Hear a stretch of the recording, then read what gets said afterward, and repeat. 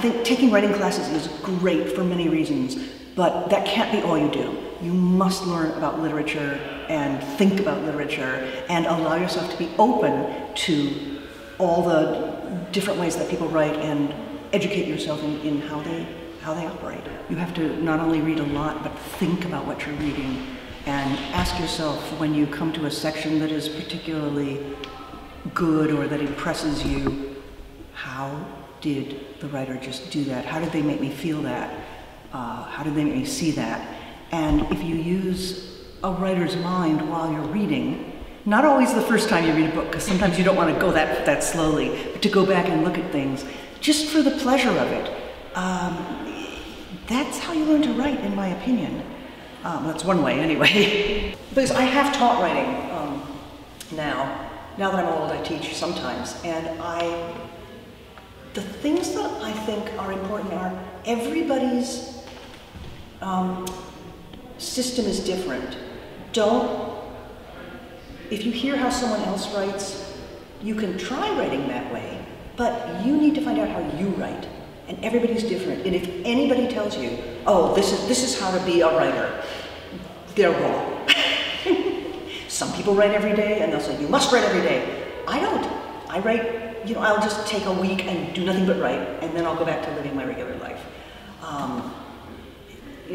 Some people, I don't know, there are different ways of doing it, different times of day that you write, different lengths of time that you write. And what's really important is that you find out what works for you, not for somebody else.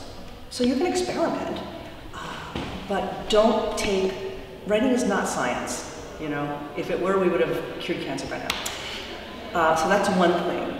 And the other is, try not to be afraid. I find often the best writers are so worried they're not good enough that they get in their own way. They step on their own feet. Don't edit yourself when you're writing. Try to get your first draft done really quickly, and this is kind of vulgar, but there's a wonderful American writer who's written a book on writing called Bird by Bird. Her name is Annie Lamott, and she has a chapter called Your Shitty First Draft. And I make everybody read it because it says, it's got to be bad before it can be good. And a lot of young writers think they have to write it perfectly the first time, and that is delusion. You have to write your bad draft so that you can turn it into your good draft. And so if you're one of these people who freezes because your first draft isn't good, you're living in a fool's world. You really need to give yourself permission to write badly. Okay, that is my advice. Give yourself permission to write badly, because the rewriting is where the work happens.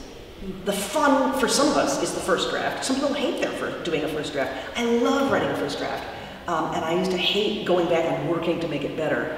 I've gotten better with that. But other people I know always said, oh, I hate the first draft, it's absolute torture. The pleasure I get is in fixing it. So.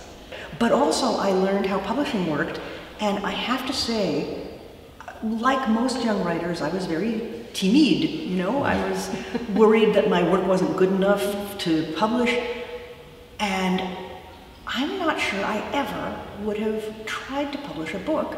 I would never have the courage, except my very first day in my job as an editor, well, as a junior, assistant, they gave me a big stack of manuscripts. This was before the internet, yeah, and said, go through these and see if there's anything good.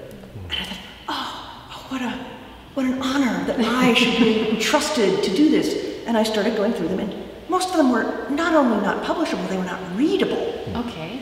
At which point I thought, I'm not competing against everyone who writes a book.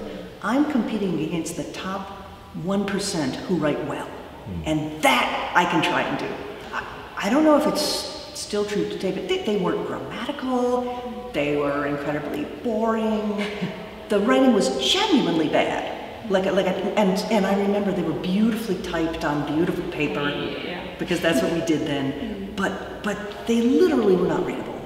And only 5% were worth even reading to see if maybe they would be published.